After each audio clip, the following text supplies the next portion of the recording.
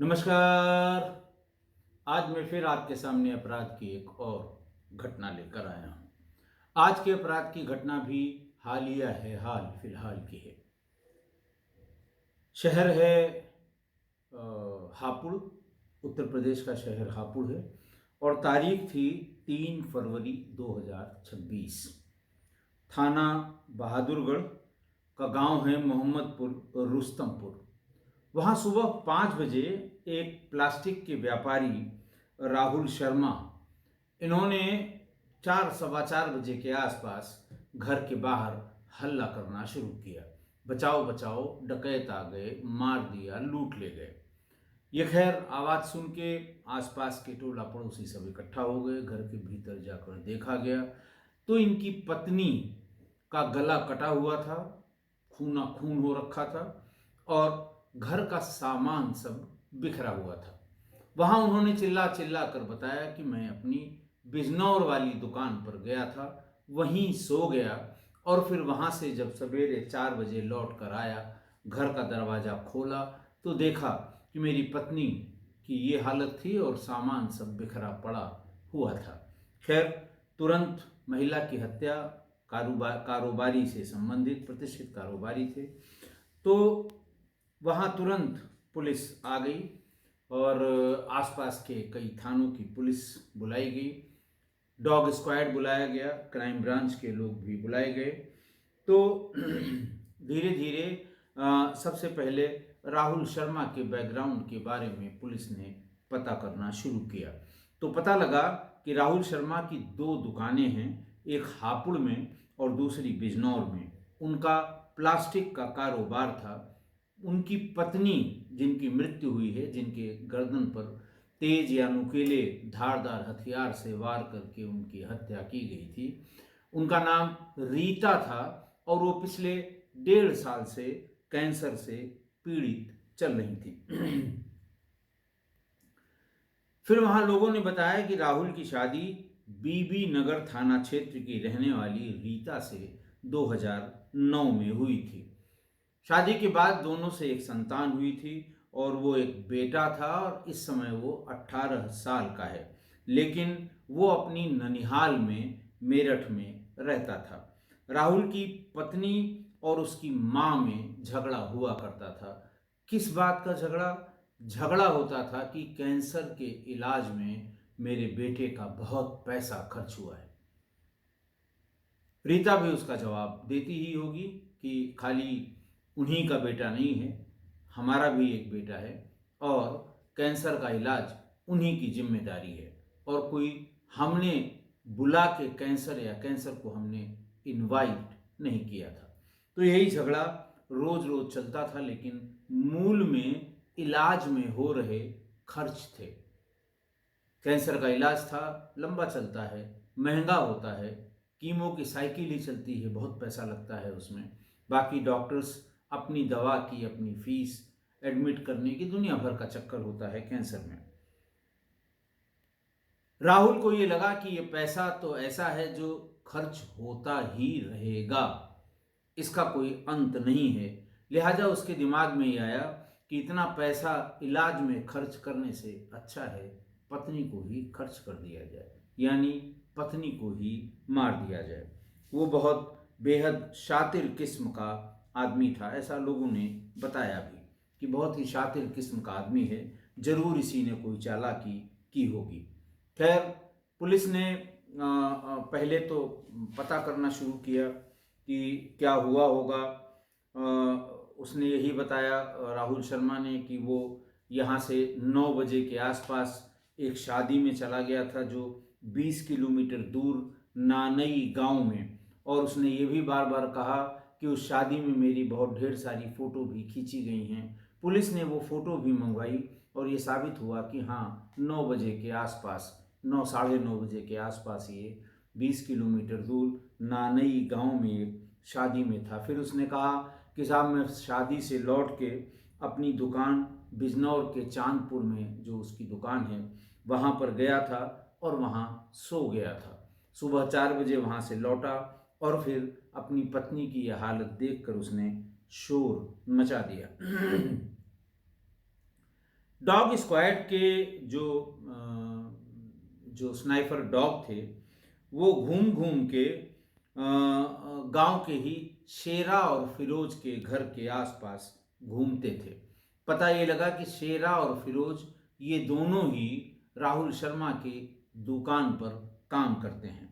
फिर बार बार वो घर के बाहर निकलता था, घर से थोड़ा दूर जाता था, फिर शेरा और फिरोज के घर के आसपास घूमता था।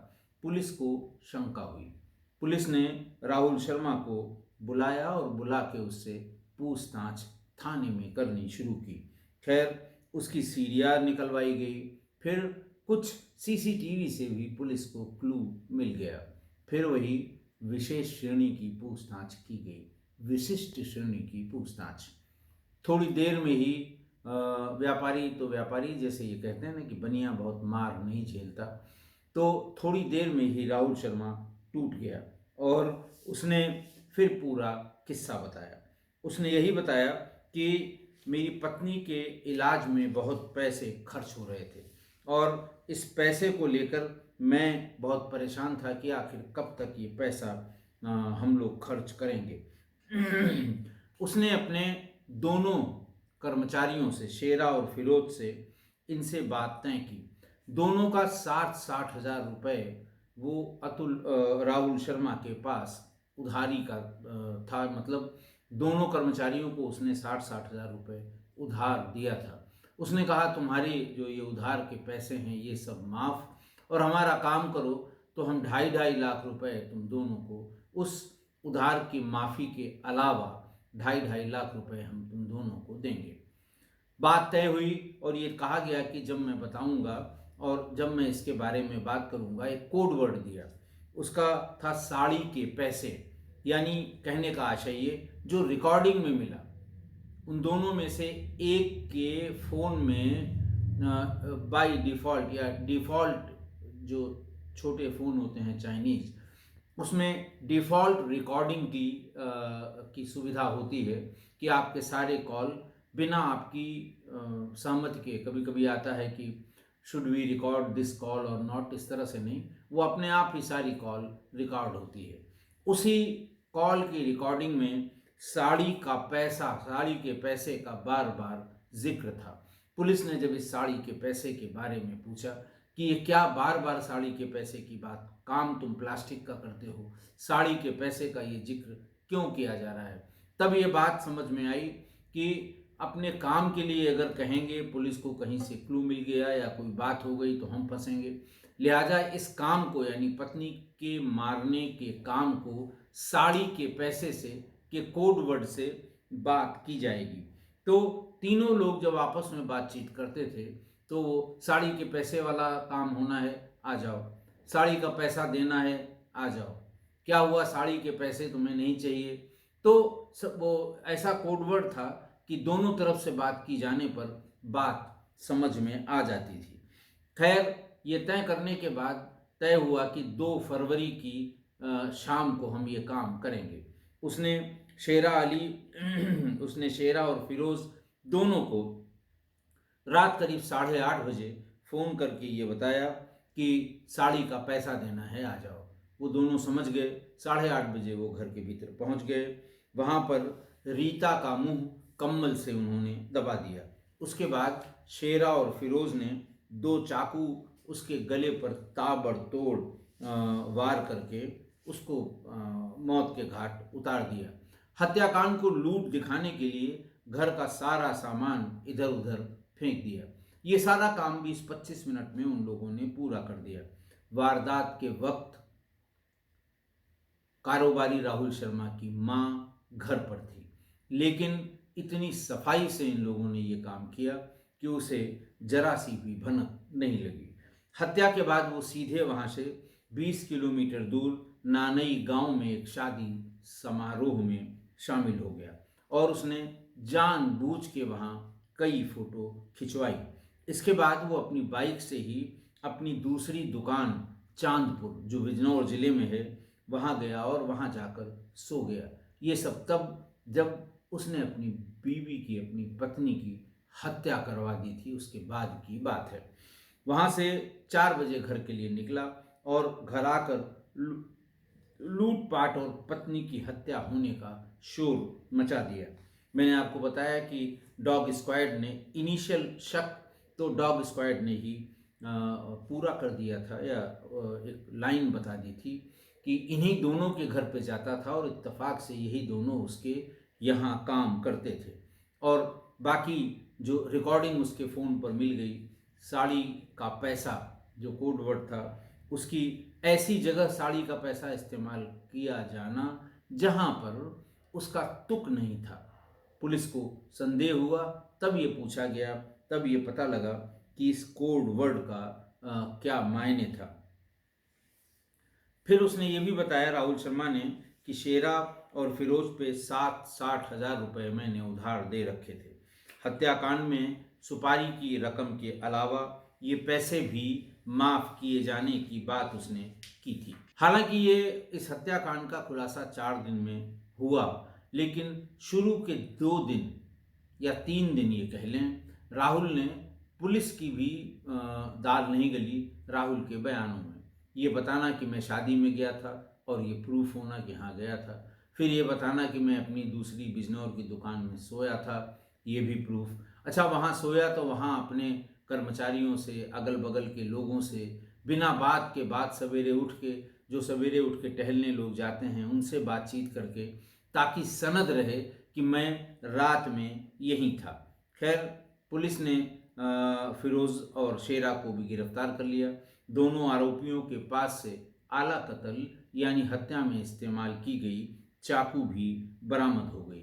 दोनों के जो 60 हज़ार रुपये का हिसाब था, जो उन पर उधार था, वो भी उसकी हिसाब की जो पुस्तिका होती है बही खाता वाली, उससे उसमें ये बात पुलिस को मिल गई कि हाँ, इन पे 60 हज़ार का उधार है। उसको माफ़ किया और 2.5 लाख रुपए देने की बात की थी कि हत्या के बाद हम ये पैसा आपको दे देंगे। आज की तीनों को गिरफ्तार करके पुलिस ने जेल भेज दिया है। कल या परसों पुलिस ने इनको जेल भेज दिया। आज की घटना देखिए, आदमी कितना गिर सकता है, कितना गिर सकता है, आप आज की इस घटना से समझ सकते हैं कि कहां तक गिरा आदमी। पत्नी बीमार हुई, कैंसर का पता लगा, इलाज शुरू कराया, पता लगा ये बहुत महंगा है इलाज, और बहुत लंबा चलने की बात उसको बताई गई। डॉक्टर ने बताया कि भाई ये तुम ये सोच रहे हो कि 2 दिन में ठीक हो जाएगा, ऐसा नहीं है, इसका इलाज बहुत लंबा होता है। खैर, उसने ये बात और लोगों से कंफर्म की कि कितने दिन इलाज चलता है, क्या है, कितना, सभी ने बताया कि सब बड़ा पैसा खर्च होता है, बहुत लंबा इलाज चलता है। खैर, जब ये बात डॉक्टरों की सुनी हुई, उसने डॉक्टरों की सुनाई हुई बात उसके कानों में पड़ी कि लंबा इलाज चलेगा, 3-4 साल चल सकता है और पैसा खर्च होगा, फट उसके दिमाग में बही खाता घूमने लगा कि जितना फायदा होगा साल भर में, उतना इसके इलाज में लग जाएगा। बिल्कुल बैठे बैठे आंख बंद कर ली और कैलकुलेट कर लिया कि जितना पैसा साल भर में इकट्ठा होगा वो सब इसमें इलाज में खर्च करना होगा, और वो भी 3-4 साल तक। तो उसने अपना सारा नफ़ा नुकसान जोड़ा अगले 3-4 साल का, और ये सोचा कि 1 साल में हमें 5 लाख का फ़ायदा होता है, और यही 5 लाख लगा के अगर हम अपनी पत्नी को मरवा दें तो अगले 2-3 साल के जो 4-5 लाख रुपए का नेट प्रॉफिट है हर साल का, वो बच जाएगा, और हो सकता है हम इससे एक दूसरी दुकान और खोल लेंगे। अब आप सोचिए कि जिस पत्नी ने उसे एक बेटा दिया हो, 17-18 साल तक उसके परिवार को संभाला हो, खानदान का एक चिराग दिया हो, लोग कहते हैं ना कि खानदान का चिराग दिया, और खानदान उसका आगे बढ़ सके, संतति उसकी आगे बढ़ सके, इसी वास्ते आदमी लड़के की बहुत कि साहब लड़का हो जाए ताकि हमारा वंश चले, ताकि हमारा खानदान चले। ऐसा वंश चलाने के लिए उसी पत्नी ने उसे एक लड़का दिया, और यही लड़का उसके मरने के बाद उसकी चिता को आग देता, मुखाग्नि देता, अब तो लड़कियां भी बहुत सी मुखाग्नि देने लगीं, लेकिन आज से 20-25 साल पहले ये हक केवल पुरुषों को, लड़कों को था। जिनके लड़के नहीं हैं उनके भतीजे मुखाग्नि देते थे, परिवार का कोई व्यक्ति मुखाग्नि देता था। तो यही लड़का उसको चिता को आग लगाता, मुखाग्नि देता, और फिर वो पंडित जी बैतरणी पार कराते हैं। एक बछिया की पूंछ पकड़वा के बैतरणी पार कराते हैं। तो कौन कराता? यही लड़का कराता। और यही लड़का उसकी उसी पत्नी की देन थी जिसको मारने के लिए उसने सुपारी दी थी, कि उसको उसी पत्नी की बीमारी में और व्यापार में घाटा और नफा उसे दिखाई पड़ने लगा। बीमारी का खर्चा भी उसने व्यापार के नफे और नुकसान से जोड़ दिया। दुकान पर तराजू पर सामान तौलते तौलते उसने पत्नी को भी नफा नुकसान के तराजू पर तौल दिया। ऐसा व्यक्ति था ये, बहुत ही नीच प्रवृत्ति का। अच्छा, पुराने समय में जो लोक कहानियाँ, कथाएं, लोक कथाएं, उसमें व्यापारी यानी बनिया को ऐसी ही कृपणता से युक्त दिखाया गया है। बहुत ढेर सारे उदाहरण हैं। मतलब पुराने ज़माने में तो पुराने ज़माने की कहानी ही शुरू होती थी। नगर में एक व्यापारी था, नगर में एक बनिया था, फला जगह एक बनिया था, एक व्यापारी था। तो इसी से शुरू होती है, और फिर उसकी कृपणता की बातें, उसकी कंजूसी की बातें, उसकी चालाकी की बातें, ऐसी तमाम लोक कथाओं में, लोक कहानियों में वर्णित है। और ये तो आप सभी लोग जानते होंगे कि पूरे उत्तर भारत में यानी हिंदी भाषा भाषी क्षेत्र में जो हिंदू लोग हैं, सनातनी लोग हैं, उनके लगभग हर घर में सत्यनारायण भगवान की कथा होती है। और ये सत्यनारायण भगवान की कथा है क्या? 7 खंडों में कही जाने वाली ये कथा ऐसे ही एक चतुर और कृपण व्यापारी की कथा है। जो लोग भी, जिन्होंने भी इसे सुना होगा, वो पत्नी सत्यवती और कौन कौन थे, 2 बच्चियां थीं, और व्यापार में डूब गया, कथा सुनने के लिए कहा था, नहीं सुना, कुछ इस तरह का है। लेकिन है वो एक व्यापारी और बनिए की ही कहानी है, और हर घर में सुनी जाती है। तो ये तो जो व्यापारी था राहुल शर्मा, ये तो बनियों का बनिया निकला, और इसने व्यापार में नफा नुकसान जोड़ने में पत्नी को ही मरवा दिया कि इसके जिंदा रहने में क्या नुकसान है और मारे जाने में क्या नफा है। अब मतलब आप इस दिमाग को, इस मानसिकता को क्या कहेंगे? कितना गिर गया नीचे आदमी कि उसकी बीमारी को अपने उस व्यापार के वही खाते में जोड़कर ये निकाला कि इसके जिंदा रहने में कितना नुकसान है और मरने में कितना फायदा है, और इसी नफा नुकसान में उसने अपनी पत्नी की हत्या करवा दी। और व्यापारी के लिए कहा गया है कि ये अपनों का ही नुकसान पहुंचाते हैं। ये कहावत है कि बनिया मारे जान की और ठग मारे, बनिया मारे जान को और ठग मारे अनजान को। यानी व्यापारी या बनिया कहते हैं जिसे पुरानी भाषा में, अब तो बनिया कहना, जैसे अगर आप किसी को बनिया कह दीजिए तो वो बहुत अच्छा नहीं माना जाता, कर्णप्रिय नहीं है ये। तो व्यापारी लोग कहते हैं। तो वो हमेशा अपने जानकार को ही ठगेगा, हमेशा अपने जानकार का ही नुकसान करेगा, हमेशा जितना चूना लगाएगा वो जानने वाले को ही लगाएगा। ठग वो अनजाने को बेवकूफ़ बनाते हैं, अनजाने को से पैसा वसूल लेते हैं, अनजाने को ही ठग लेते हैं, वो जानकार को नहीं ठगते हैं। ये अंतर है बनियों में और ठगों में। तो बनिया मारे जान को और ठग मारे अनजान को, ये बहुत पुरानी कथा है। आशा है आप मेरी इन सब बातों से सहमत होंगे। आज के लिए इतना ही। बहुत बहुत धन्यवाद।